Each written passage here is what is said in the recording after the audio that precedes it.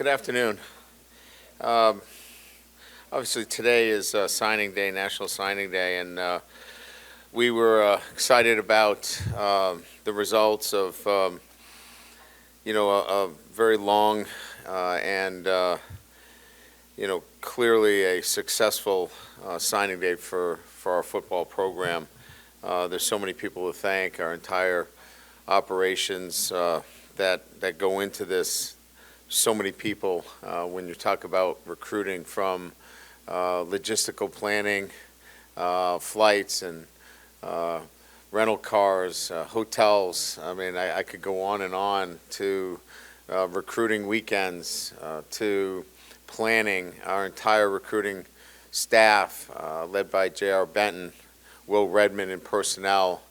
I think there's just so many people to thank that I'll miss somebody if I don't bring them up, but those two in particular and have done a great job of putting this class together. Frank Wilson, our recruiting coordinator, and then our entire coaching staff.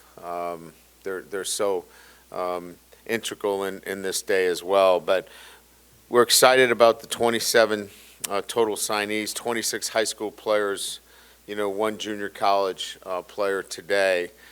14 of them will enroll in January, which obviously gives us a great opportunity to develop those players through the winter conditioning program, and certainly get them acclimated academically, socially, and put them in a good position from a time management standpoint, so that when we get into the summer and preseason camp, they're a lot more comfortable being in college. 20 of the signees have Louisiana roots. 16 from here, born and raised. 4 from moved out of the state. So a great connection with the state of Louisiana. And then 8 out of the 10, the highest rated prospects by many of the publications that do in fact rate them. So, where are we after 3 recruiting cycles? We've brought in 64 freshmen into our program. I think, I've said this since I got here. We're going to build this program on freshmen. Last year, we had to bring in a number of transfers because that was necessary for where the program was. This year we brought in 2. So you can see the shift and transition towards developing our players, giving them the opportunity to grow within our program, and then we have to put them on the field.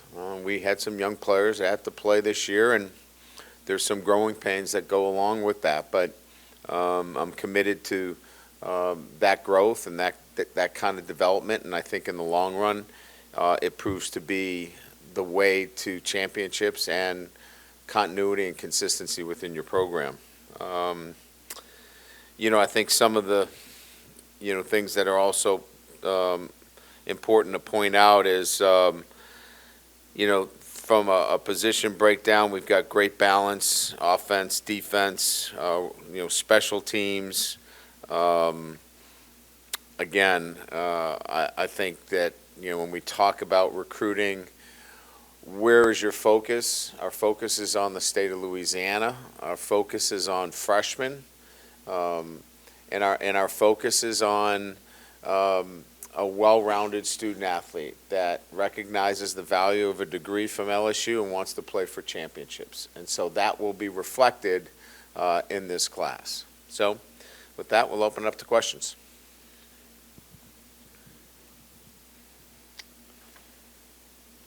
Hey, Coach. You had mentioned those numbers. 23 of the 27 signees are from Louisiana and Texas, pretty much East Texas. I was just curious, obviously those are hotspots for talent, but in the portal era and retention, your view on recruiting areas like that, where do you think guys are more likely to stick it out if they're close to home, parents drive to games, that kind of thing? Were you correcting me? Was I correcting you? Yeah, No. I was factually, no. was I wrong? I was adding. I wasn't wrong. I was adding It was, Texas it was into Mike it that as was well. wrong. If anybody is wrong No, factually today, just. I wasn't correct. I was adding the Texas part. Oh, you were adding. The Okay. 23 of 27 from the two certainly states. I'm just curious if Yeah, you I think that understand. may help with retention. Yeah, I really do believe that there is a loyalty and a sense of growing up and wanting to play for LSU. I really believe that there's that passion. And I think it's not just LSU. I think, when I was in the Midwest, I was at Cincinnati. I mean, that same sense is that they wanted to be a Buckeye, right? They wanted to play for Ohio State. And I think that geographically is in, some of the passionate states about football. And I think that's clearly here in the state of Louisiana, that young boys grow up to young men that want to play for LSU. So I think that's real. And so we recognize that. And if they possess the traits from a football standpoint and from a character standpoint and an academic standpoint, darn right, we're going to recruit them. Absolutely. Coach, you mentioned building through freshmen, but was there, as far as interior defensive tackles, was there a debate about transfer portal guys there? And the fact there are none, is that a tell that all your guys are coming back next year? Ooh, tricky question. Threw the tricky one in there. So the junior college player, Sean Montgomery, we really kind of satisfied that piece kind of early on before the transfer portal even got busy. So we used him as kind of the model. Like if somebody is of that caliber of a player or better, maybe we'd be interested. And we feel good about retention. And so I think both of those things factored into where we're at the defensive tackle position. Coach, you mentioned that you guys have added 2 guys from the transfer portal. Does that mean you're allowed to talk about Jardin and Xavion? Yeah, we're trying to keep this as freshmen and the one junior college player shown, and then we'll get to those guys on Friday. We'd like to make this their day today. Okay, that's good to know. And with the freshman, with a guy like Deshaun McBride, what does he sort of bring to the table with the secondary, and what sort of was appealing for you guys about him? Well, outside of length and athleticism, the safety position is one of need within our program. You just look at the numbers on the depth chart. First student athlete that plays football that has graduated from Denham Springs early. So he's a terrific student, high character, has all the traits that we're looking for. So not only he's got length, he's really brings the kind of safety presence that we're looking for in terms of being able to cover a number 2 receiver, but also a great tackler. It's a great student and a great young man. You look at some of the areas where you guys recruited defensively, it looks like there's a lot of positional versatility. I'm just curious if that's a situation where you got guys like McBride and Tylen Singleton, Michael Turner, just guys that can come in and maybe be, start at one position and then maybe, just depending on need and where their best fit is that something that you guys targeted as guys that can maybe fill multiple spots for you guys? I think what the charge there was toughness, versatility, and the ability to develop. These are all young men that are going to get bigger, faster, and stronger. They have not tapped out in terms of that. And so as we talk about player development, we want, the ability to watch these young men grow within our program as well. So I think that has to be considered as well. So if you see somebody that's, 205 pounds, you can assume that these guys are going to get bigger, faster, and stronger, but they have obviously some elite traits already, and we hope to build on that. Coach, if I could ask about a couple of local guys kind of from the same area there. Trey'Dez Green, football is still relatively new to him, right? Yeah. And Joel Rogers. Yeah. He said he wouldn't mind a few offensive touches too, but on the safety side of the ball, him as well.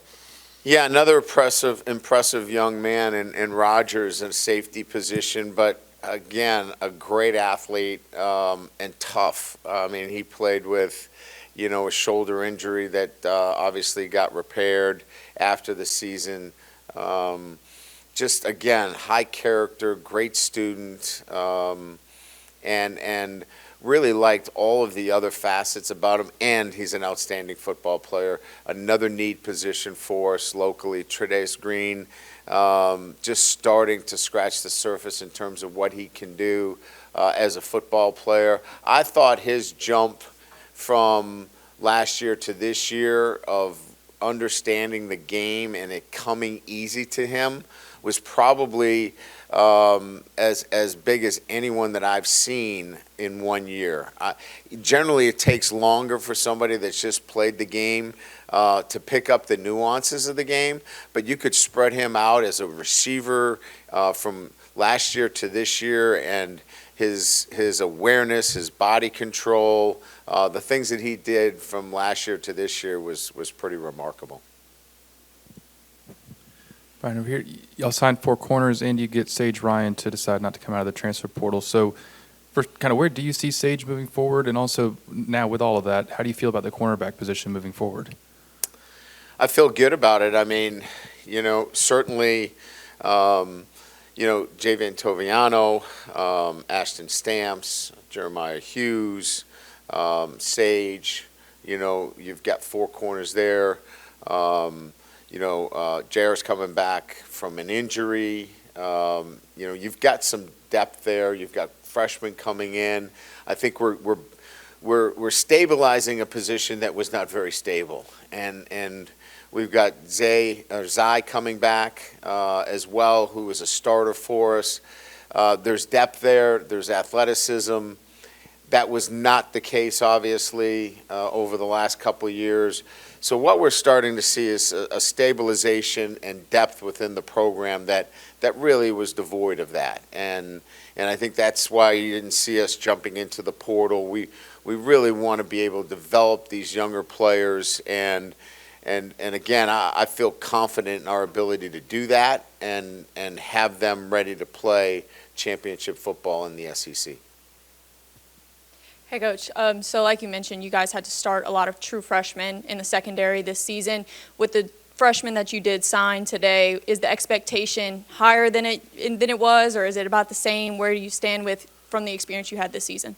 So I've told them all to have a mindset of coming in and competing. I'm going to play the best 11 players, whoever they might be. So I think there's a lot of physical talent in this group. How do you handle the transition? Mentally, you have to be prepared, and sometimes that's the biggest challenge coming in as a freshman. Are you ready mentally to play? Because I think physically, most of these guys can compete right away.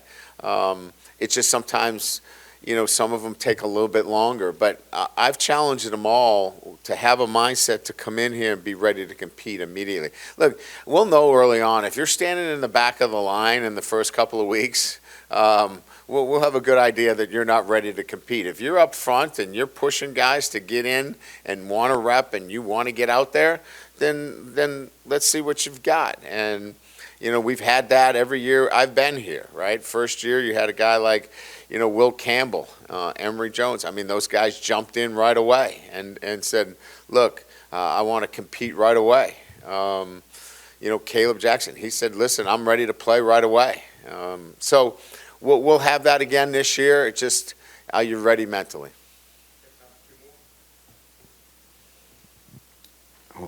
I'll ask a quick couple too. One, Weston Davis, Yeah. Ori Williams, some of these linemen you sign are basketball players that are lighter guys, athletic. How good do you feel about kind of the 3 years of O-line recruiting you've had now?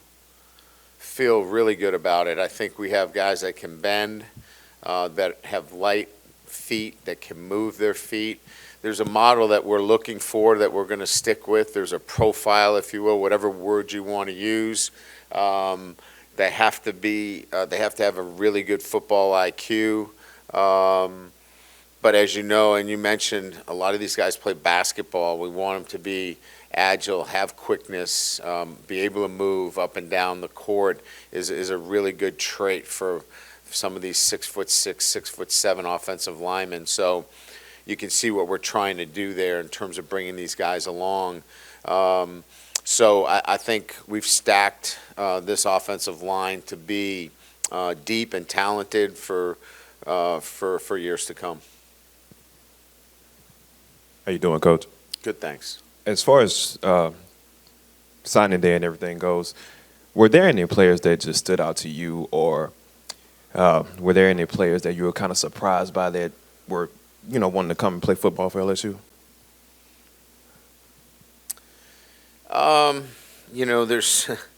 There's so many guys. When you look at this roster, watching Aaron Burrell, attempt 62-yard field goals. I mean, and I didn't even know the rule in high school. If you kick a field goal and it crosses the end zone, it's a touchback. I mean, things like that. Why not kick it every single time, right? I mean, things like that. When you have a kicker that's that explosive, that was kind of fun to watch. I mean, I guess there's so many guys, but the guy that just keeps jumping out at me in terms of what he accomplished was, Juwan Johnson. I mean, he broke every record. I mean, and like you watch him and you go, wow, he's going to play this position. And then you watch him again, you go, well, maybe he can play this position. And then you watch him again and you go, no, he can play this position. So if any of you guys know what position he could play, just let Mike know, and we'll take it under advisement, because he can play anywhere. He's remarkable as a player, and he's been fun to watch. And, there's a lot of guys like that, but, he's done some things here that historically have never been done in the state of Louisiana. It's kind of been fun to watch.